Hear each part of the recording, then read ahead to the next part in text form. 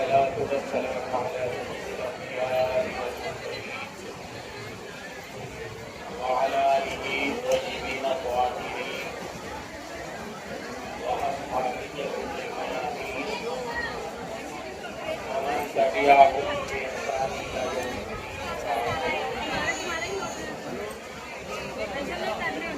قال الله تعالى في القرآن المجيد أعوذ بالله من الشيطان الرجيم بسم الله الرحمن الرحيم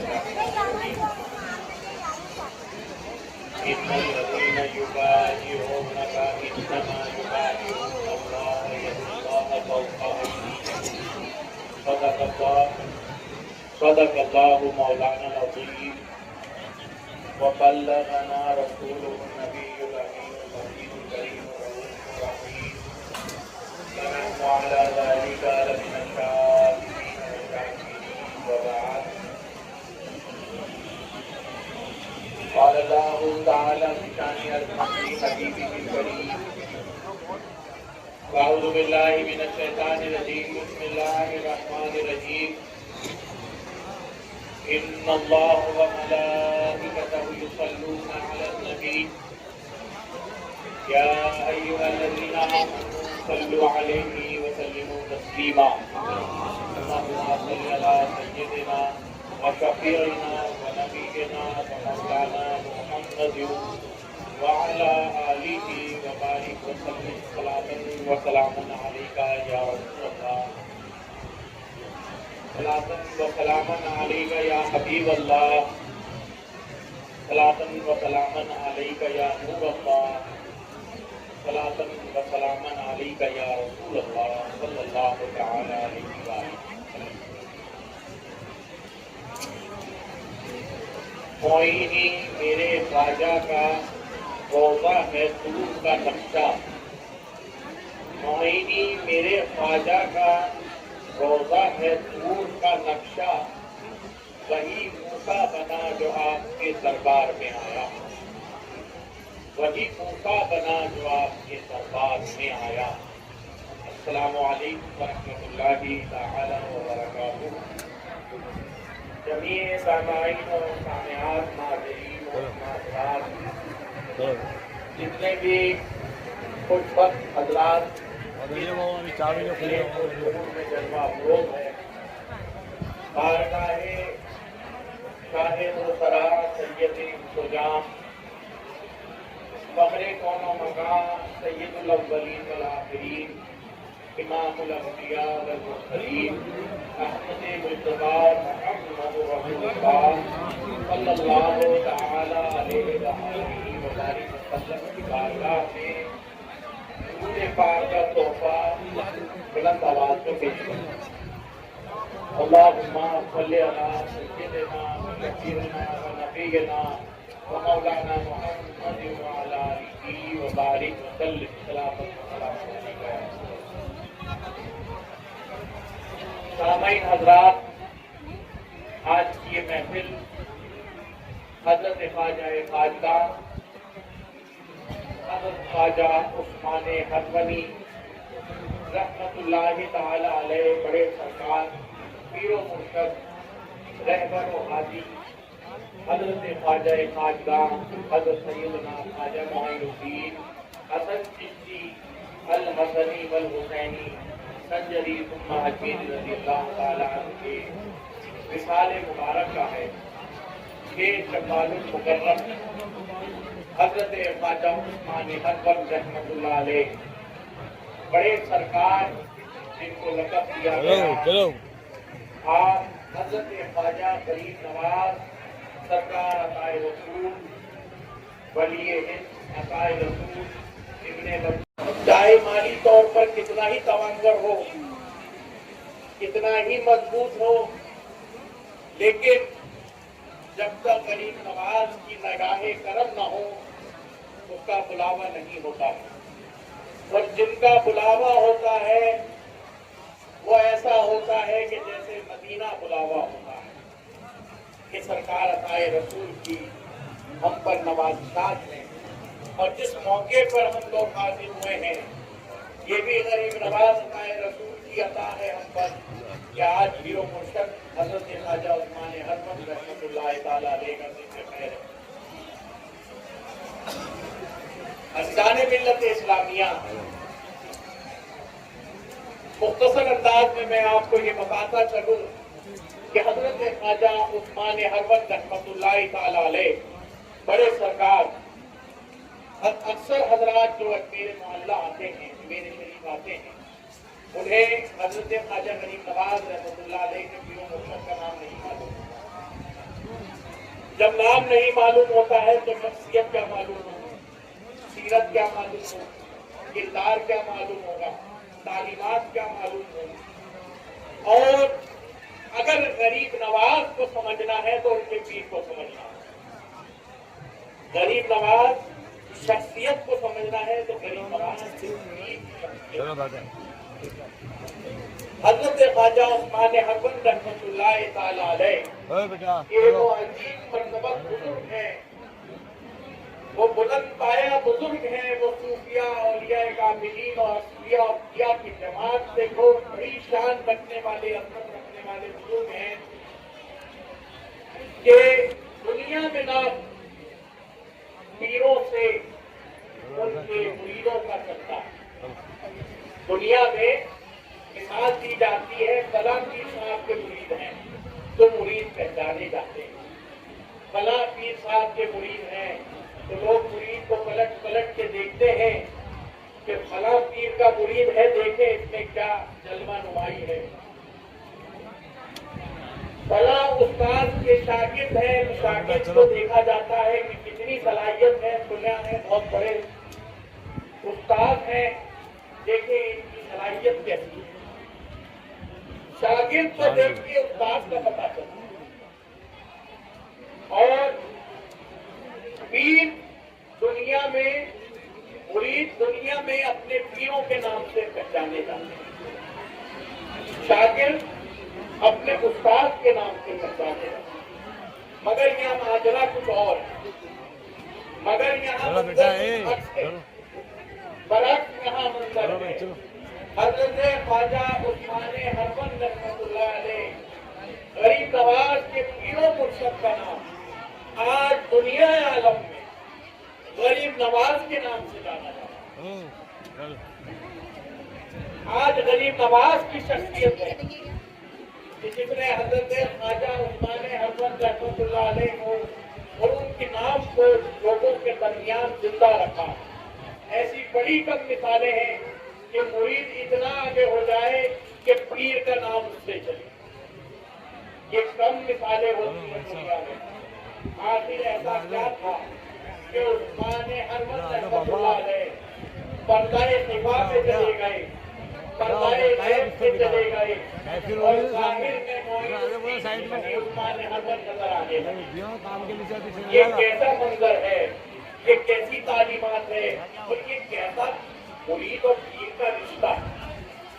ہم سب لوگ یہاں جو حاضر ہوتے ہیں، ہم خوش عقیدہ لوگ، ہم اللہ والوں کے ماننے والے ہیں، ہم اللہ والوں سے اللہ رب العزت کی بارگاہ میں وسیلہ لیتے ہیں اور ان کے وسیلے سے اللہ ہماری دعا کو قبول کرتا ہے۔ چلیے چلتے اور ہم یہ سمجھتے ہیں کہ ہماری دعائیں ناقص ہیں، ہمارے کردار اور عمل بیکار ہیں، تو چلے عطائے رسول کی بارگاہ میں چل کر بھیک مانگتے ہیں، جھولی پھیلاتے ہیں کہ غریب نواز آپ اللہ کے حضور دعا فرمائیے کہ آپ عطائے رسول بھی ہیں اور ابن رسول بھی ہیں، آپ آل نبی بھی ہیں اور اولاد علی بھی ہیں، آپ ہندوستان تشریف لائے ہیں آقا نامدار محمد رسول اللہ صلی اللہ علیہ وسلم کی اجازت سے، شادی کملی والے کی اجازت سے مدینہ سے آپ تشریف اجمیر شریف لائے ہیں۔ آپ نے اس خطے جہالت کو، خطے کفر و عصیان کو آپ نے ایمان سے منور کیا، آپ نے یہاں اسلام کی بہاریں رواں کی ہیں، آپ نے یہاں انسانیت رواں کی ہے، یہاں آپ نے ہمیں قرآن سکھایا ہے، یہاں قلب اور باطل کا آپ نے تزکیہ فرمایا ہے، غریب نواز کی بارگاہ میں چلتے ہیں اور غریب نواز کی بارگاہ میں جھولیاں پھیلا کر اللہ کے حضور دعا کرتے ہیں کہ اللہ یہ تیرا وہ محبوب بندہ ہے کہ جس نے دن و رات تیرے ہی عشق میں اپنی زندگی بسر کی ہے، جس نے کبھی رات کے وقت عشاء کی نماز کا وضو فجر کی نماز تک باقی رکھا ہے، جس نے کبھی تہجد ضائع نہیں ہونے دی، جس نے کبھی قیام اللیل ضائع نہیں ہونے دیا، جس کا لب قرآن تھا، جس کا چہرہ مصطفیٰ تھا، وہ شخصیت کا ہم آپ کی بارگاہ میں وسیلہ لیتے ہیں۔ اللہ تیری راہ میں بزرگ شخصیت نے تیرے محبوب نے زندگی بسر کی ہے، ان کی زندگی کے کارناموں کے وسیلے ہمیں بھی راہ راست پر لے، ہمیں بھی دین و دنیا کی سعادتیں نصیب ہوں، ہمیں بھی اسلام پر چلنے کی توفیق عطا۔ آخر ایسا کیوں؟ جب ہم کسی شخصیت کا وسیلہ لیتے ہیں تو ہمیں یہ یاد رکھنا چاہیے کہ وہ وسیلہ اتنا مضبوط ہو کہ اللہ رب العزت اس کی بات کو نہ ٹالتا، حضور علیہ السلام کی بارگاہ میں اس کا بڑا مرتبہ ہو۔ یہ سارا معاملہ کیسے ہوتا ہے؟ آئیے 800-900 سال قبل ہم ایران کے ہندوستان میں کھوتے ہیں اور اس علاقے میں کھو جاتے ہیں جہاں غریب نواز کی ولادت ہوئی اور جہاں سے غریب نواز کا آغاز سفر ہوتا ہے۔ اور اس سے پہلے ہم 14 صدی پہلے مکہ المکرمہ پہنچ جاتے ہیں جہاں آقا نامدار محمد عربی صلی اللہ علیہ وآلہ وسلم نے اعلان نبوت فرمایا، دین کی تبلیغ فرمائی۔ عزیزان ملت اسلامیہ، میں نے جو ابھی آیت کریمہ آپ لوگوں کے سامنے تلاوت کی، یہ سورہ فتح کی آیت مبارک ہے۔ اللہ رب العزت ارشاد فرماتا ہے، ان الذین یبایعونک انما یبایعون اللہ ید اللہ فوق ایدیہم۔ اللہ تبارک و تعالیٰ کیا خوبصورت انداز میں، کیا حسین انداز میں امت مسلمہ سے مخاطب ہے کہ اے ایمان والو، اے عالم اسلام کے مسلمانوں، جب تم اللہ کے نبی کے ہاتھ پر بیعت کرتے ہو تو تم اللہ کے نبی کے ہاتھ پر بیعت نہیں، اللہ کے ہاتھ پر بیعت اور اللہ کا ہاتھ تمہارے ہاتھوں میں۔ ایمان والو، تم نے نبی کے ہاتھ پر بیعت کری ہے، یہ نبی کا ہاتھ نہیں، یہ ید اللہ ہی ہے۔ اور مسلمانوں کے ہاتھوں پر، مومنین کے ہاتھوں پر جو ہاتھ ہے وہ اللہ کے رسول کا بشکل خدا کا ہاتھ۔ یہاں خدا کے ہاتھ سے مراد جیسے ہمارے جو ہاتھ ہوتے ہیں یہ عاجز ہیں، تو ہاتھ ہوتے ہیں، یہ وہ ہاتھ نہیں ہے جو ہاتھ قرآن نے بیان کیا ہے۔ بظاہر تو ید استعمال کیا ہے، ید معنی عربی میں اردو میں ہوتے ہیں ہاتھوں کے۔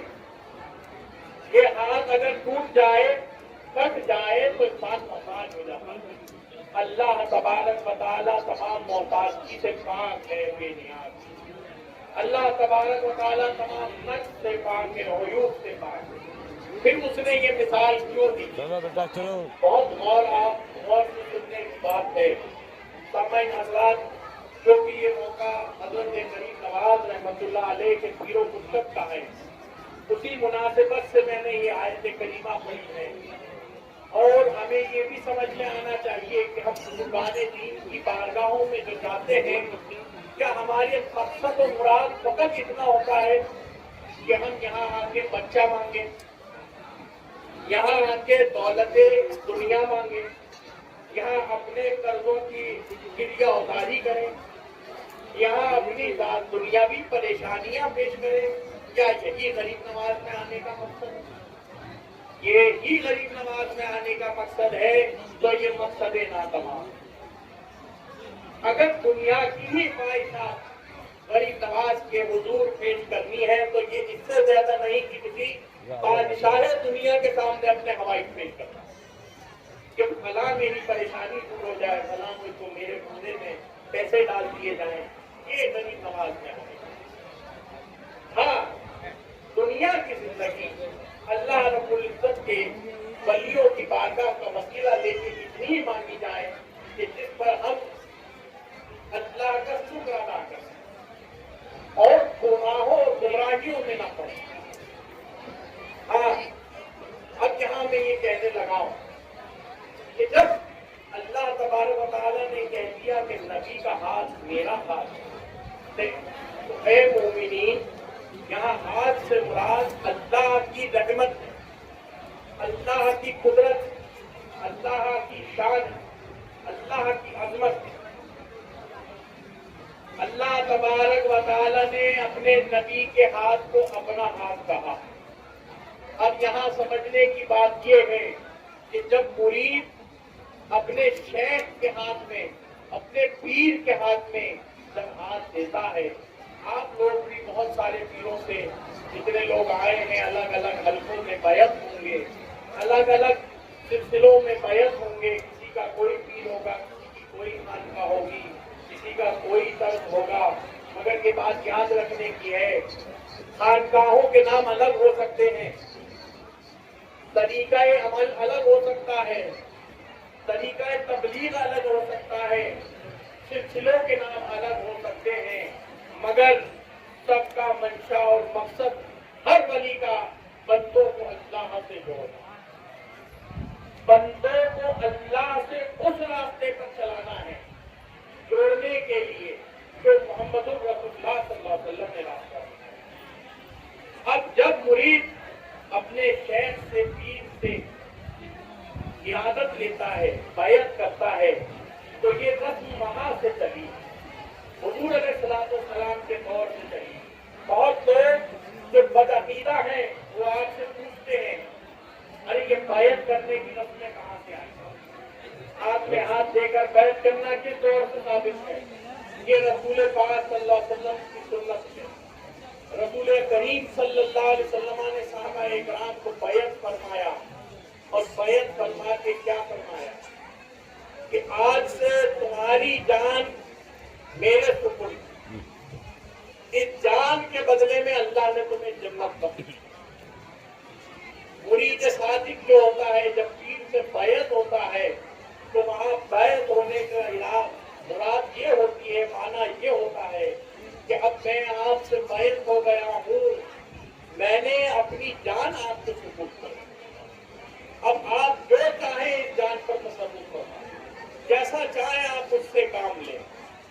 اور شیخ کی، پیر کی حیثیت کیا ہونی چاہیے یہ بھی سن لیجیے، پورا صاف ہے منظر۔ شیخ کی حیثیت ایسی ہو، پیر کی حیثیت وہ ہو جو محمد الرسول اللہ صلی اللہ علیہ وسلم کی تعلیمات پر، شریعت کی اتباع میں ہو، جس کا کوئی لمحہ شریعت سے غفلت میں نہیں گزرا۔ مرید کی حیثیت کیا ہونی چاہیے؟ مرید کی حیثیت یہ ہونی چاہیے کہ جیسے نبی نے ارشاد فرما دیا کہ جاؤ چھڑی سے لڑ لو جنگ بدر، تو صحابہ کو یہ اعتماد ہے کہ یہ چھڑی تلوار کا، چھڑی یہ کھجور کی چھڑی تلوار کا کام کرے۔ یقین پر، پیر پر ایسا ہو اعتماد اور یقین ہو، اور پیر کا مرید جو ہو وہ ایسا ہو کہ صحابہ اکرام کی طرح یقین میں کامل، وہی وصول اللہ، اللہ کی طرف پہنچانا ممکن ہو سکتا ہے، جو اس زمانے میں شاذ و نادر جگہوں پہ نظر آتا ہے۔ اب میں حضرت خواجہ عثمان احمد رحمۃ اللہ تعالیٰ علیہ کی طرف چلتا ہوں۔ غریب نواز رحمۃ اللہ تعالیٰ علیہ نجیب الطرفین سید آل رسول، آپ پیدائشی ولی صفت ہیں۔ اللہ رب العزت نے آپ کا انتخاب اس سرزمین ہند کے لیے فرما دیا ہے۔ یہ ازلی فیصلے ہیں لوح محفوظ کے، آسمان اور زمین کے بننے سے پہلے لکھ دی گئی کہ ولی ہند غریب نواز جو ہیں وہ عطائے رسول امام الہند بھی ہیں اور ہندوستان کے تمام ولیوں کے سردار ہیں۔ خواجہ عثمان ہرمن رحمت اللہ تعالی علیہ. اب یہ وہ مقام ہے کہ جہاں رسول پاک صلی اللہ علیہ وسلم اور ایک طرف آپ کے صحابہ کا آپ پر یقین اور رسول پاک صلی اللہ علیہ وسلم کا عظیم المرتبت ہونا. اب میں یہاں اس بات کو جوڑنے لگا ہوں. غریب نواز رحمت اللہ تعالی علیہ ایسا مرید کہ ان دو انگلیوں میں عثمان ہرمن کے سارا عالم دیکھی، ساتوں آسمان کے طبق اس کے قلب پر منور ہو جائے، اس کے اذعان اور عقل روشن ہو جائے.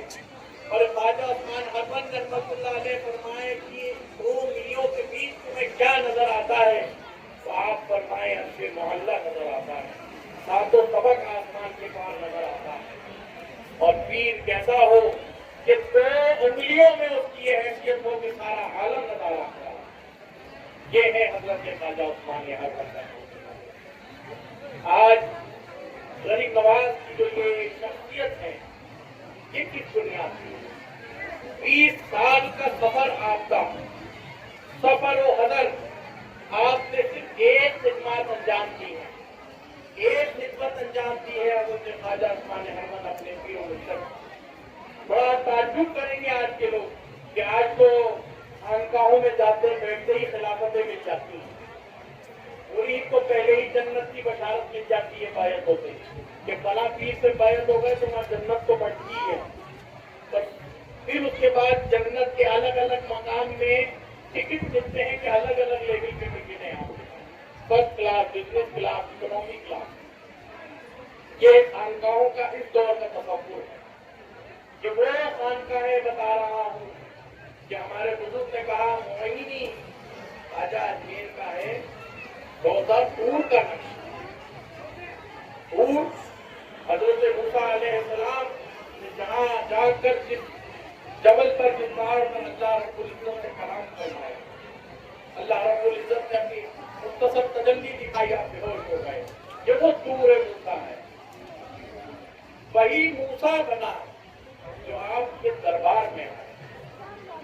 غریب نواز آپ کا دربار ایسا ہے کہ اگر اس طور پہ آنے کا کوئی ارادہ کر لے، عملی طور پر آپ کو عقیدت کے ساتھ آپ کی زندگی کو اپنی زندگی میں آپ کے طریقہ کار کو اپنی زندگی میں اختیار کر لے، کوئی بعید نہیں کہ اپنے زمانے کا موقع.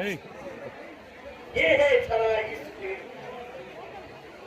یہ بارگاہ طور کی حیثیت رکھتی ہے. طور کی حیثیت یہاں طور پر، اس بارگاہ پر ہر روز ہر روز اللہ تبارک و تعالیٰ کی تجلی اور عرفان نازل ہوتا ہے، اس کی رحمتیں نازل ہوتی ہیں. جب بندہ چاہے غریب نواز سے مولانا غریب نواز سے جڑنا تو غریب نواز کے صدقے میں اللہ تعالیٰ اس کو بھوسا بنا دیتا ہے. یہ ہے مرتبہ غریب نواز کے آسمانے. تو یہاں میں آپ کو یہ بات کہنے لگا تھا کہ حضرت خواجہ عثمان ہرمن رحمت اللہ علیہ کی بارگاہ میں 20 سال تک غریب نواز ایسی کیا خدمت انجام دیتے رہے، ایسا کیا کارنامہ انجام دیتے رہے.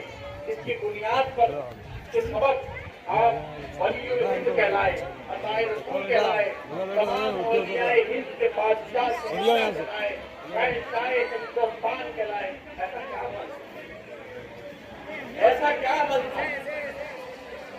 یہ بات ارکان ملت اسلامیہ بہت غور طلب ہے کہ پیر کا حکم نبی ہوتا ہے. پیر اس مرتبے پر فائز ہو کہ ہم اسے کہہ سکیں کہ اس کی نیابت رسول ہے. اب آپ خود سمجھ لیں کہ آپ کو وحشت ہوگی ایک وقت کے لیے کہ جب آپ کسی کو پیر کہہ رہے ہو اور اس میں ابلیس اور شیطانی منظر سامنے آئے، اس میں ابلیسانہ اعمال دکھیں اور آپ اسے کہیں یہ نائب رسول ہے. یہ نائب رسول کب سے ہو گئے؟ نائب رسول غریب نواز، نائب رسول عثمان ہرمن، نائب رسول قطب الدین بختیار کاکی ہے، نائب رسول فرید الدین محمود جیسے شکر ہے، نائب رسول سلطان کی محبوب الہی نظام الدین اولیاء ہے، نائب رسول خواجہ محمود نصیر الدین چراغ دہلوی ہے رضوان اللہ تعالیٰ علیہ مجمعین. کیونکہ ان کی ایک ایک زندگی کا ایک حصہ بھی کسی دور میں بھی کسی وقت میں بھی رسول پاک کی اتباع سے غافل نہیں رہا، رسول پاک کی تعلیمات سے دور نہیں رہا، رسول پاک پہ جو قرآن نازل ہوا اس کے عمل سے دور نہیں رہا۔ یہ بولتا ہوا قرآن، یہ مجسمہ سے قرآن، انہوں نے اپنے اعمال سے قرآن کی آیتوں کو ثابت کیا، تو لوگوں نے کلمے پڑھے، لوگوں نے تصدیق کی۔ عزیزان ملت اسلامیہ، جب ہم اپنے پیر کو یہ کہتے ہیں کہ نائب رسول ہیں تو بہت غور سے چیک کریں کہ واقعتاً نائب رسول ہونے کی حیثیت رکھتے ہیں کہ نہیں۔ نائب رسول ہونے کی حیثیت، حضور علیہ السلام کے مصلی پہ بیٹھنے کی حیثیت، حضور علیہ السلام کے محراب و منبر پر نشست کرنے کی حیثیت، حتیٰ کہ حضور کے جیسا اپنے ہاتھ کو ہاتھ بتا کر مریدوں کو بیعت کرنے کی حیثیت، اللہ سے خوف کھائے وہ پیر جنہوں نے خانقاہوں کو دھندا بنایا، خانقاہوں کو تجارت کا بنایا۔ خانقاہیں یہ معرفت کی وہ جگہیں ہیں کہ جہاں وہ بائی جگہیں ہیں کہ جہاں اللہ سے ملاقات ہوتی، جہاں اللہ کے رسول کی تعلیمات پر پورا پورا اترنا ہو، یہ خانقاہیں ہیں۔ انہی خانقاہوں کے بدولت آج بر صغیر میں کھاٹا مارتا ہوا جو مسلمانوں کا سمندر ہے وہ خانقاہوں کی دین، اور خانقاہوں سے جو کرم و نوازشات ہیں وہ غریب نواز عطائے رسول۔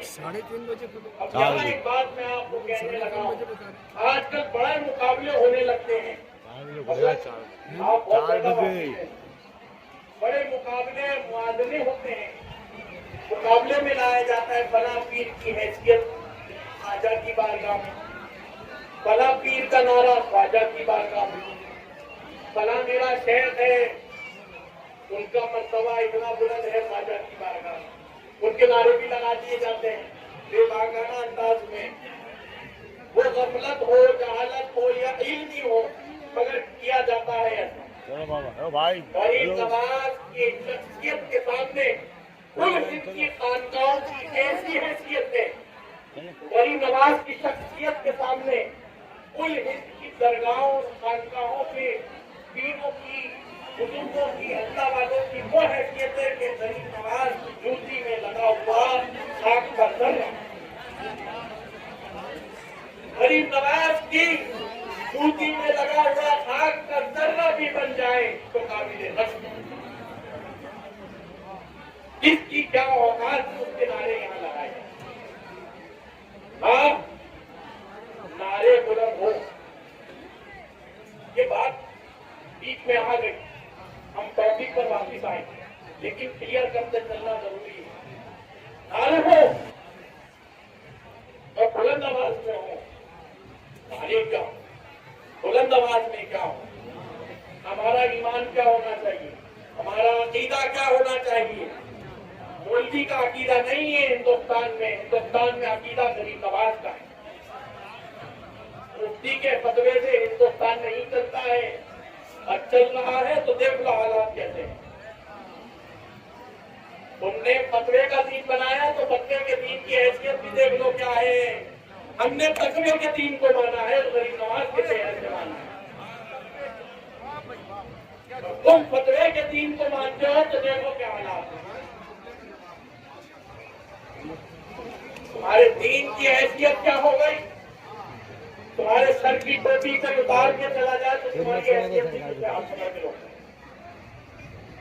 یہ غریب نواز عطائے رسول ہیں، جس وقت یہاں حاضر ہوئے ہیں تنے تنہا ہیں، نہ یہاں کی زبان سے واقف، نہ یہاں کے تہذیب سے واقف، نہ یہاں کے لوگوں سے واقف، نہ یہاں کے مذہب سے واقف، نہ یہاں کی سردی و گرمی سے واقف۔ جب یہاں آئے تو مزاج کا ایوان شاہی میں زلزلہ آیا ہے، بڑے بڑے جادوگروں کے سروں پر غریب نواز کی نال پڑی ہے، آسمان میں اڑتے تھے زمین پر آ گئے۔ غریب نواز کی نور نظر نور ایمانی سے بن بولے لوگ مشرف کا اسلام ہوئے، یہ اسلام تلوار سے پھیلا ہوا نہیں ہے، رسول پاک کی سیرت کا پھیلایا ہوا اسلام ہے، یہ کتاب رسالت کا اسلام ہے۔ اگر ہم مسلمان اللہ والوں کے ماننے والے ہیں، صوفیہ کے ماننے والے ہیں، تو ہمیں یہ چاہیے کہ ہمارے اسلام کا طریقہ بھی وہی ہو جو صوفیہ کا طریقہ ہے، اللہ والوں کا طریقہ ہے۔ تشدد کی تنگ نظریں، کپڑوں کا گرم بازار، ایک دوسرے کی تکفیر، ایک دوسرے کو دست و گریبان ہونا، تو کافر، تو فاسق، تو رافضی، تو خارجی، تیرے پیچھے نماز نہیں، تیرے جنازہ نہیں پڑھا جائے گا، یہ غریب نواز کا اسلام نہیں، ملا کا اسلام ہے۔ ملا ہی اسلام ہے، یہ غریب نواز کا اسلام نہیں ہے۔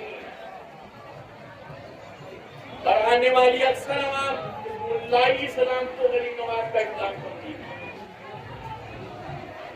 ہم بولتے ہیں، بالکل کھل کے بولتے ہیں، جہاں دشمن ہو تو ہو، ہاں یہاں نعرہ بلند کرو، ہاں بے باکانہ انداز میں بے خوف ہو کر نعرہ تکبیر بلند کرو، نعرہ رسالت بلند کرو، اور اس کے بعد جانشین رسول نعرہ حیدری بلند کرو، نعرہ حسن و حسین بلند کرو، غریب نواز کے پیر و مرشد کا نعرہ بلند کرو۔ کبھی کوئی چھوٹے کا صدقہ بڑے سے مانگتا ہے، جب بڑوں کے صدقے مانگے جاتے ہیں، ارے پنجے تلے پاک کی بارگاہ کا صدقہ ان کے در پہ مانگو،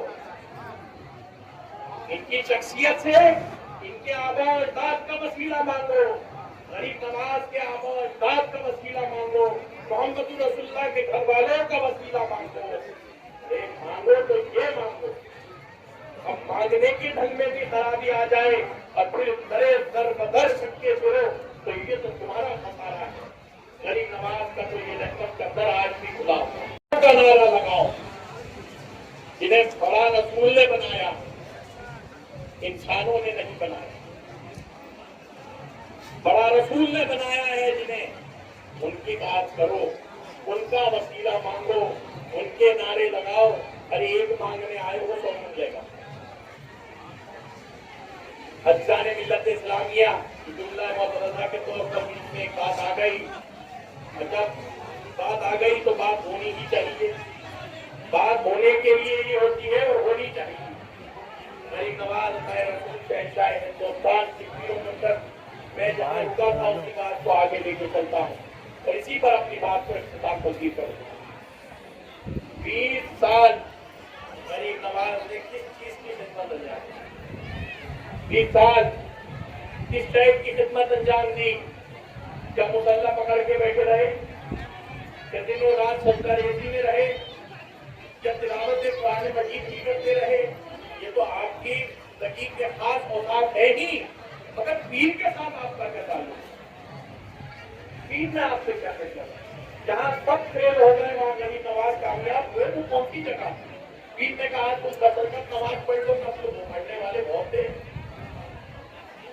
بہترین انداز میں تلاوت قرآن کر لو، تلاوت کرنے والے بہت تھے، مگر جب حضرت خواجہ عثمان عرفانی نے کہا کہ تمہیں میرا مسلح اٹھانا ہے، میرے وضو کا لوٹا اٹھانا ہے، اس سفر حضر میں یہی تمہاری خدمت ہے، یہی عبادت ہے، تو دیکھا کہ کوئی نہیں سوائے غریب نواز۔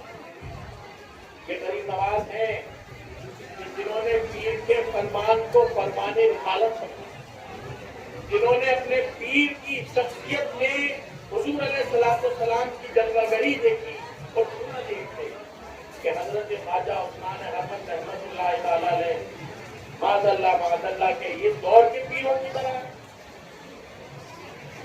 اس دور کے پیروں کی طرح ہیں کہ جن کے خانقاہیں کاروبار کی جگہ بنی ہوئی، کہ وہ دور کی خانقاہیں نہیں ہیں، افغان ملت اسلامیہ یہ وہ دور کی خانقاہیں ہیں جب بغداد، سمرقند اور بخارا علوم کا مرکز ہوا کرتا تھا. پوری دنیا جب سائنس کی بات ہو, میتھمیٹکس کی بات ہو, جیوگرافی کی بات ہو, ایسٹرولوجی کی بات ہو, فلکیات کے نظام کی بات ہو, اور چاہے کسی بھی گوشے میں آپ نظر ڈالیں, کسی بھی علم کی طرف نظر اٹھائیں, تو وہاں مسلمان ہی مسلمان نظر آتا تھا. ساری ترقیوں کے پیچھے نام مسلم نظر آتا تھا. وہ علوم کا دور تھا. یہ علوم ظاہری بھی اور علوم باطنی بھی. یہ بات یاد رکھنے کی ہے کہ فقط علوم ظاہری ہی, علوم ظاہری سے مراد جو قرآن و سنت کا علم, قرآن و سنت کا علم, یہ علوم ظاہری ہے. یہ ہر پیر پر اس طرح فرض ہے جیسے نماز کے لیے وضو, نماز کے لیے جس طرح وضو فرض ہے, اس طرح علم ظاہر سے آراستہ ہونا شیخ کے لیے فرض, پیر کے لیے فرض. ایک تو آیت کا مفہوم نہیں آتا, وہ کی بنے بیٹھے, اور بغیر علم باطن کے جو علم ظاہر سے ہی کام چلاتا ہے, اسے ہرگز یہ دیکھ نہیں دیتا کہ وہ مقام مشیخیت پر بیٹھے. علم ظاہر اور علم باطن کے کمال کا نام خواجہ عثمان ہرمن رحمۃ اللہ. یہ خواجہ عثمان ہرمن رحمۃ اللہ تعالی علیہ کی خدمات 20 سالہ خدمات حضرت خواجہ معین الدین چشتی رحمۃ اللہ تعالی علیہ نے اپنی پوری زندگی میں اسی کا معمول رکھا. جب وقت اخیر آیا ہے تو حضرت خواجہ عثمان ہرمن رحمۃ اللہ تعالی علیہ روایتوں میں آتا ہے محمد رسول اللہ صلی اللہ علیہ وسلم کی بارگاہ میں معین الدین چشتی کو لے کے حاضر ہوتے ہیں. اور جب حاضر ہوتے ہیں تو حضور علیہ السلام کے ذریعے اکثر سے آواز آتی ہے کہ معین الدین کو بلایا جائے. اس وقت جو لوگ موجود تھے ان میں بے شمار معین الدین تھے. کچھ لوگ کہیں سے آتے ہیں, کچا کھچے چلے آتے ہیں رسول پاک کی بارگاہ میں. بے شمار معین الدین نام کے بزرگ تھے, بے شمار معین الدین نام کے عوام الناس مسلمان تھے. کہا نہیں, معین الدین چشتی کو بلایا جائے.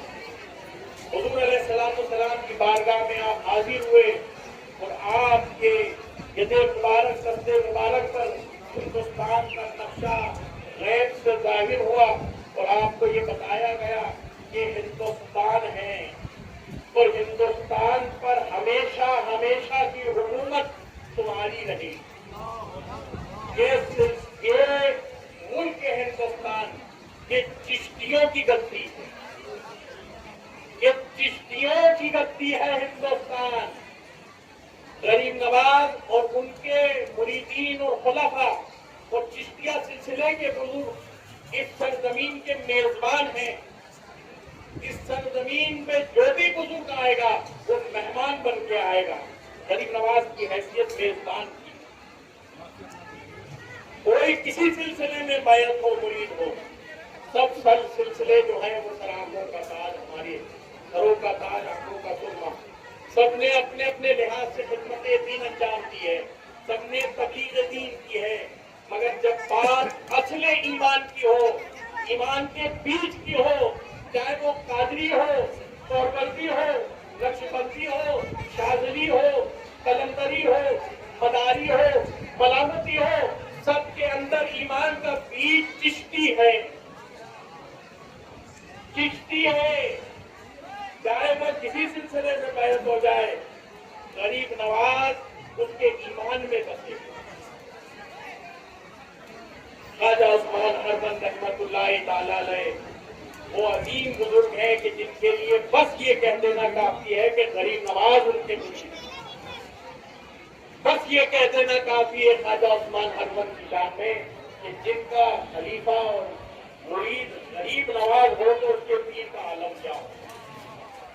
وہ کتنا بندہ مقبول ہوگا, وہ خدا رس کتنا ہوگا, رسول اللہ کی پاور اس کے اندر کتنی ہوگی, وہ کتنا مقبول اللہ کے رسول کا نائب ہوگا. ہم آپ لوگوں سے جتنے حاضرین یہاں بیٹھے ہیں, میں یہاں دیکھتا ہوں جب آتے ہیں لوگ, تو میں ایک بات